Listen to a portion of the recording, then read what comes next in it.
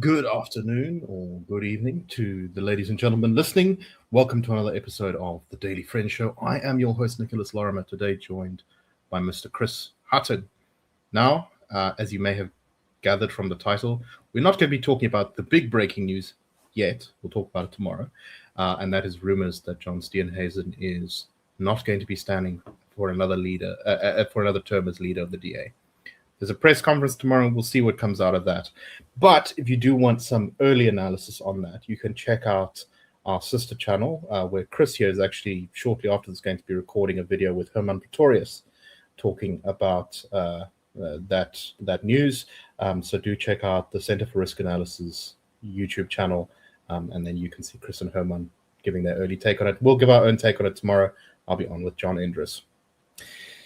So we've decided today to talk about a bunch of stories in themselves that are perhaps sort of not as exciting, but are interesting in that they kind of, I think, are very illustrative of where things are at on a bunch of big topics. So there's three big topics on the show today. One is how Ramaphosa just seems completely to be a victim of the political winds at this point and seems to increasingly be an empty suit. The second is the crisis in Joburg, which is ever deepening. And third is why another one of those stories reminding us about why identity politics, racial politics is so toxic. But let's start off with the first one. So the President Ramaphosa is there are MPs in Parliament pushing for him to come before the Committee on Police Capture. This committee was basically set up alongside the Matlanga Commission to interview people in Parliament with regards to the capture of the police and crime intelligence services and basically our national security apparatus by organized crime, which was alleged by Lieutenant General Mkhwanazi from KZN. And after a witness said that he was instructed by Fikile Mbalula to buy a cell phone grabber to the benefit of the ANC, of a particular ANC faction at its 2017 elective conference, MK MPs suggested that Fikile Mbalula should be called before this committee to talk about this various issue and the infiltration of crime into the police, as well as President Ramaphosa. This was also supported, of course, by the EFF. And Chris, when we were talking about this in the before show, we thought, isn't it amazing how the president sort of, you said how the president was kind of launching this whole national dialogue, which was supposed to kind of fill up the room and leave his legacy and just sort of be the sort of thing he went out on as president, that this was going to be the thing that kind of rebuilt the ANC's legitimacy amongst the people. I think he probably even saw it as a second freedom charter or something like that it was going to produce. And to the surprise of many, I'm sure, the national dialogue is apparently still ongoing. If you go and you look at their X feed, you will find all sorts of completely incomprehensible corporate jargon, which seems very much like it's a parody of the national dialogue. Their most recent tweet is talking about the key structures in the national dialogue, which include an interministerial committee that enables rapid response within government, the steering committee, which leads and oversees the National Dialogue Project, the Secretariat, hosted at NEDLAC, coordinates implementation and communications, and the Eminent Persons Group acts as a public guarantors of credibility, inclusivity, and ethical conduct. And it's got pictures from various meetings of the induction committee, or the steering committee's induction, which is apparently a 2-day event that needs to be live tweeted. This is what it's become, right? It's just become a complete nonsense workshop. No one knows what it produces. Nobody cares, quite honestly, at this point. The thing, I think, has lost completely legitimacy. And instead, it looks like the president, whose presidency is increasingly collapsing, he doesn't seem to have even control of his own police force, is being called before, it may potentially be called before Parliament. So, Chris, just your thoughts on this. I mean, the Matlanga Commission is just sort of growing and growing as this giant festering wound on Ramaphosa's presidency and the ANC government in general. Where do you think this all goes? So President Ramaphosa and others in the ANC wanted South Africa to have a national dialogue, and are they getting what they wanted? It's just in the form of the Madlanga Commission. So, I mean, I guess the best, the kindest you could say about what you just sort of read from the X feed of the account is that it's sort of written by ChatGPT. That's the kindest interpretation. The worst interpretation. Yeah, hopefully, no human being spent time writing this. I don't think so. I mean, it really smacks of the worst sort of corporatist middle management kind of overkill, style of management. The worst you can say about it is that people around President Ramaphosa and the president himself really thought this was the way in which you identify and address South Africa's problems. This is how you do it. It's not by questioning core ANC policy and reforming that, getting as much as possible rid of vested interests. It's not about dismantling patronage networks. It's not about strengthening property rights. It's not about loosening labor regulations and labor laws to make it easier for businesses to do business, to invest. It's not about any of that sort of stuff, even just the basics of governance. It's about talking about our issues and getting steering committees. And I'm actually disappointed that there was no talk of a Politburo. I guess you could call that the steering committee, but maybe that will still be announced, the members of the Politburo.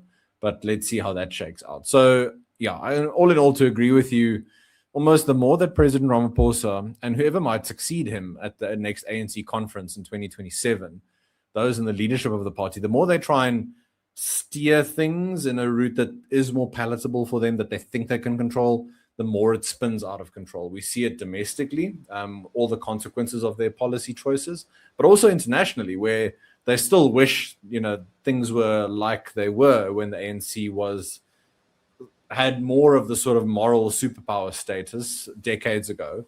But that is just not the reality anymore. But they still live in that kind of world. Yeah.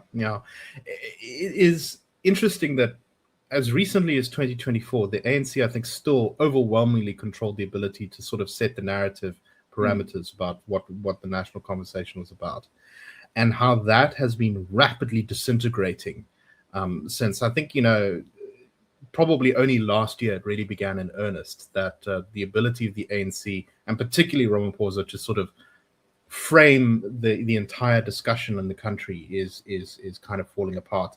I mean, I remember in the first week of the show, once we came back from the holidays, thinking to myself, it's interesting. Almost all of the stories I'm thinking about at the moment, the central actor was the DA. There was, Steenhuisen's fight with Dion George, and there was a policy interview done by Ashwell Surapin from the DA, and various other things like that. And that's actually the first time I ever thought, well, all the stories I'm considering talking about are being driven by political actors other than the ANC or other than the sort of ANC affiliates. And you see it here, I mean, can you imagine if Fikile Mbalula or Ramaphosa does end up getting pulled before this committee? I mean, I'm sure it won't happen. I'm sure the ANC will die in a ditch to make sure that it never happens. But firstly, I think it would be the most grotesque political theater. I can only imagine the stupid questions that would be asked of him by MK and the EFF to some degree. But also just how I suspect he would do really badly. I can't see Ramaphosa standing up to even the marginal scrutiny that committee might be able to provide for him, despite the fact that I'm sure all the ANC MPs would be trying their best to give him softball questions. Interesting stuff. And once again, signs that the political landscape in South Africa, I think, has rapidly changed. I'm curious to see whether anyone even remembers that the national dialogue was a thing when it is inevitably has its conclusion announced, which who knows when. If you go and look on the national dialogue website, for example, half of it is still just unfinished, or timetables not uploaded, or what's the implementation steering committee? Oh, also the other thing to note on that is how defensive every single one of the social media posts is. It's all about, no, we're talking about analysis, not narrative. And this is about facts and not commentary. And you think, wow, I mean, this is what political crisis looks like when you have no ability to message. Very interesting to observe. Okay, next story, whole bunch of stories here. This is about the city of Joburg, which quite recently, it looked like it might have another political crisis as Kabelo Gomanda, former mayor of Joburg from the El Jamaha party, has, despite the fact that his coalition partners stuck with him through an awful lot of incompetence and just absolutely destroying the reputation of that coalition in the city. He is unhappy with not being given a senior position in the MMC cabinet in Joburg, and so he had tried to call for a motion of no confidence in Dana Moreira, along with some of the other small parties in the governing coalition in Johannesburg. I believe that was meant to happen last week, that motion of no confidence, but it was suspended. It was postponed to a different date. But part of the sort of compromise, it looks like, to sort of keep that coalition together is that the ANC and some of its coalition partners, not including Action SA, voted to create the position in Johannesburg of a deputy executive mayor post, presumably as a form of political patronage. Now, look, if you can have, I actually think, from a purely realist, cynical point of view, there's nothing inherently wrong with having a deputy mayor post that you could sort of use to keep coalitions together. I think Tshwane did it back when it was a DA run municipality to you pragmatist, you. Yeah, I know, I'm horrible like that. But you look at the scale of crisis in Joburg right now, which is quite something. These are just three different stories. There's chaos as the city of Johannesburg's billing and payment system buckles. The story, I think, was from MoneyWeb. The city of Joburg's two core billing systems are online or offline, and its customer service center stopped accepting payments yesterday, on Monday. All payments made in the past 2 weeks are not reflecting on the city's systems or its self-service e-Joburg portal. DA Ward Councillor for Ward 117, Councillor Tim Trulak, said that both systems are completely down. Payments can still be made via banking apps, through EasyPay at supermarket tills, the bits run by the private sector, and that he suspects that many bills will just simply not be issued next month. He suggested that residents should pay their average bill plus 5% to try and protect themselves from any negative consequences from the billing not being issued.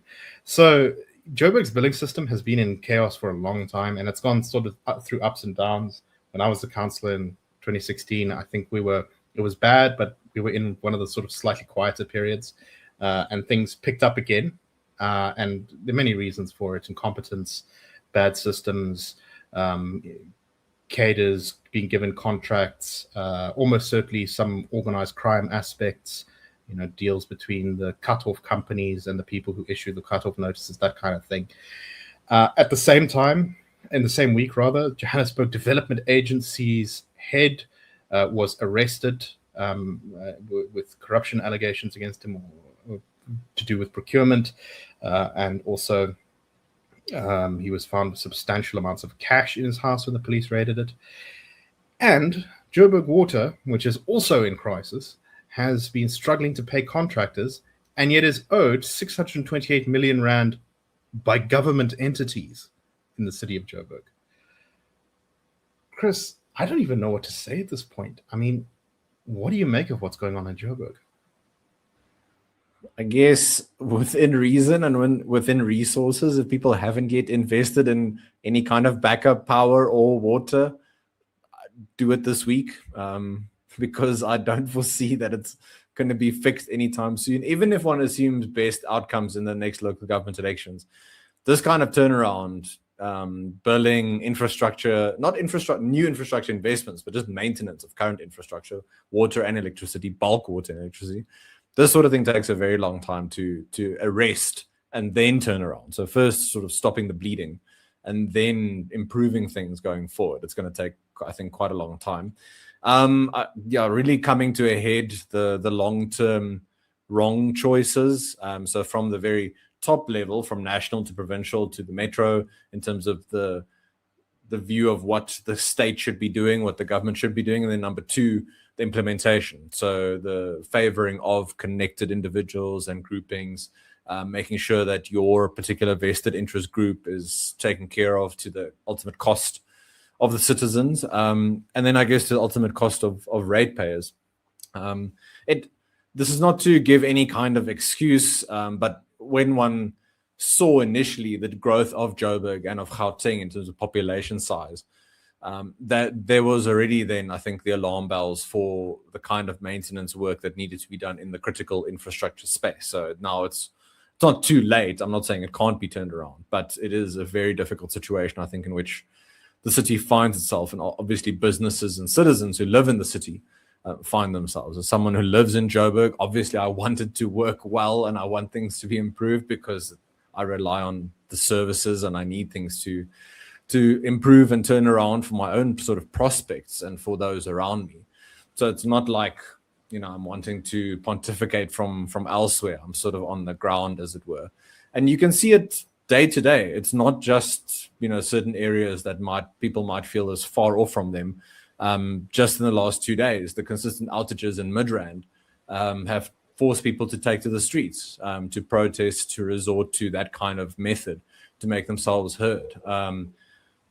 Maybe a last point just on this, I'm interviewing Stephen Moore from the Democratic Alliance on the CRA YouTube channel today, Tuesday, and he's been doing a lot of work, I think, on the water situation in Midrand. So it'll be interesting to hear from him just how dire are things, like reservoirs, infrastructure, supply-wise. Just where are we at the moment? Because I think it's definitely not a pretty picture. And just to draw a contrast between this story and the first story, national dialogue, grand vision, talk about the country, the direction in which we want to take it. Meanwhile, more and more people across Johannesburg, when they open a tap, water doesn't come out. Is that the real national dialogue? Yeah. No, I think that's an important point. And once again, we see sort of this is, the big battle in this next local government election is going to be the city of Johannesburg, I think, in particular.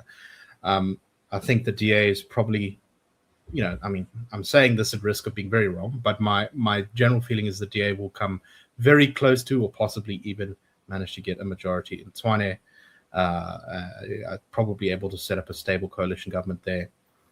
It'll have a much harder time in Joburg, even though that's going to draw up a lot of the attention. Of course, Helen Zille has been running her aggressive mayoral campaign in Tshwane for a while now. But there's still many months left to go on that one. So I think that's going to draw up a lot of attention. But that is the sort of battle. I know the DA wants to take it with a majority, but that's a long, I haven't seen any polling on Joburg, so I have no idea. But that's a very big ask to grow from where the DA has been. I think at their highest in 2016 or whatever. They still were quite far from a majority. And then the question remains, if there's some sort of coalition government in Joburg after the next local government elections, how will that actually work? How's the city actually going to be fixed? Imagine you had a DA-ANC coalition. That would be, I think, a difficult one to manage, although, maybe Zille can do it.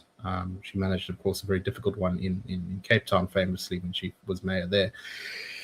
Yeah, so it is, I think, also going to be illustrative of how the rest of the country goes. And it just, once again, shows the sort of lack of control of events by the ANC. Its own coalition partners are attacking it. It's sort of having to patch up holes in the ship. There's just sort of crisis after crisis. I mean, when was the last time you remember a good headline for the ANC? It's been a long time. It's sort of, you have to really stretch your mind back and think, oh, well, but they just aren't. And that, I think, also suggests that we are heading for quite a historic next local government result, although we shall see. Okay, last story. This is one of those stories that's always sort of, sometimes they pop up in South Africa from time to time, and they're always ugly, and sometimes there's a lot of attention paid to them, sometimes there isn't. But this went viral on social media. A woman from KwaZulu-Natal was filmed calling the provincial police spokesperson a kwere kwere, which is a derogatory name for foreigners, criticized him for not speaking Zulu and said that he must go back to Limpopo. And she said he was in the wrong province. She's since said that no, she wasn't being tribalistic. She was simply saying that he was being disrespectful by not speaking Zulu in a place where most people speak Zulu, something like that. And for me, this is one of the sort of underlying stories of kind of, I think, what we hope to achieve with the Institute of Race Relations. You know, one of the reasons why we talk so much about economic development and things like that is because we believe that a well-governed, prosperous country is a country in which South Africans of all identities, groups, races, whatever you want to, however you want to split us up, will have a much easier time living together in harmony and in peace and prosperity. You need the prosperity because then it's not so easy for politicians to basically play people off against each other with identity politics. And I think this is illustrative here of how nasty identity politics can get and how it can get out of control under the surface. So people like the EFF will denounce this and say, oh, you see, you know, that everyone should be standing together as black people against white people. Is a narrative that sort of black racial nationalists might have in this. But I think this should be a reminder to racial nationalists of all stripes that you can't, these circles can be drawn ever smaller. Things like race do not really exist. They are entirely sort of constructed by our society. And, you know, today you can be in the correct group and tomorrow you can be in the wrong group. As is being identified here. This is a thing that we've seen, I think, a couple of times, particularly in KZN, where people from other places are denounced as foreigners, even though they are also South Africans. You know, and it's not, I'm not just talking about black racial nationalism here. Of course, white racial nationalists will, you know, we're all white today and tomorrow, well, actually, no, you know, we're Afrikaans and you're English or you're Portuguese or whatever.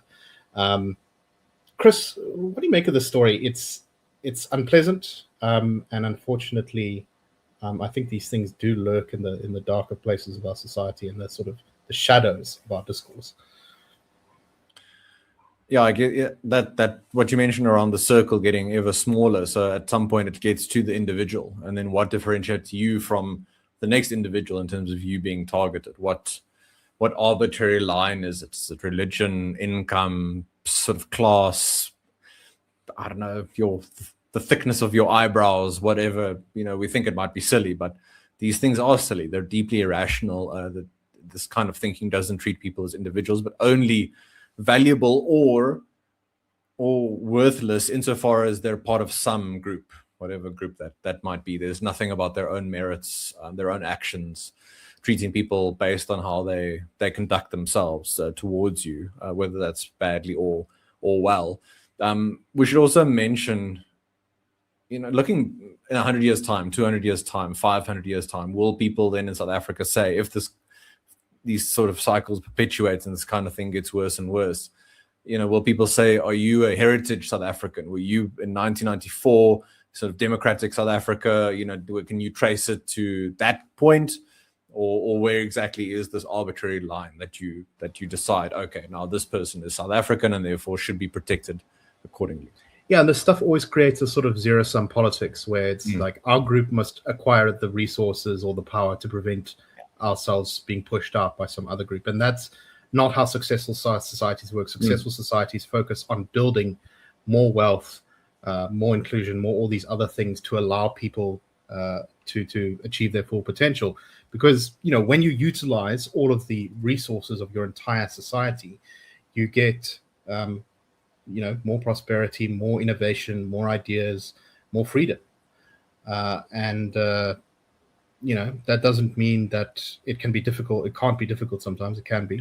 When you have, you know, large numbers of people from other countries moving into a place to speak a different language or have different customs or values, it can be difficult for a society to integrate those people sometimes. But that also shouldn't be a license for a kind of contentless identity politics. If there's going to be an identity politics in this country, it should be, we are South Africans because we believe in these things, not because of who we are, but because of what we think. And that, I think, is the way we build a successful country. Of a country where we have builders versus breakers, I think is a term I've heard used in the public discourse, and that's something I'm quite fond of. Anyway, any final thoughts, Chris, before we close up for today? No, just draw the contrast between the view of sort of building societies as sort of iron and blood on the one hand, and on the other hand, the sort of voluntary interaction, the sharing of skills, of resources, and ultimately you sort of the average level just increases over time, because people are going to make mistakes when there's more freedom, more liberty, but they're also going to make all sorts of the right decisions to their own benefit, to their family's benefit, to their community's benefit. Overall, that is just morally, never mind to use the P word again, not just pragmatically the best thing, but morally that's the right thing if you want to treat people as individuals. So we push back wherever possible, I think, against this kind of thinking or these ideas, because it does eat itself, it feeds on itself, and over time those who perpetuate it, they are ultimately those who will be the victims, I think, ultimately. Yeah. Okay. And on that note, just a reminder, if you are desperate for some analysis on what's going on in the DA right now, we will do it tomorrow. But if you want to sort of head start on some of that, you can check out the Center for Risk Analysis YouTube video, which Chris is just about to go off and record. So thank you very much, everyone, for listening, and we shall see you tomorrow on The Daily Friend Show. Cheers, everyone. The Daily Friend Show and The Daily Friend are a project of the Institute of Race Relations, the IRR. The IRR is a think tank which was founded in 1929 to study race relations in South Africa and works to change government policy to improve race relations through non-racialism and to ensure the prosperity of all South Africans. If you like our work and would like to support us, please go to irr.org.za and click Support the IRR. Or you can go to thedailyfriend.co.za and click the Fund Us button.